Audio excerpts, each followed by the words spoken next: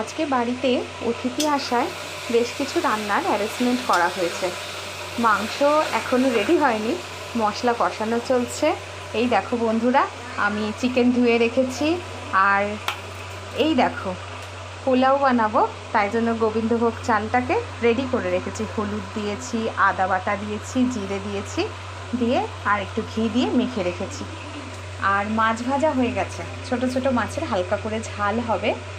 এছাড়া থাকছে আরও অনেক কিছু, তোমাদেরকে আস্তে আস্তে এক এক করে শেয়ার করব।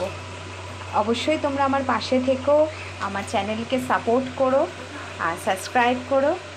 Please like, share and subscribe. ভাত রান্নাও হয়ে গেছে। আর মাংসের জন্য দেখো, আলুটাকে বড় বড় কাটা হয়েছিল, সেটাকে ভেজে পাশে রেখে দিয়েছি। দুধের প্যাকেটগুলো দেখে বুঝতেই পারছো নিশ্চয়ই কি রান্না হতে চলেছে। হ্যাঁ, ঠিকই ধরেছো, পায়েস হবে।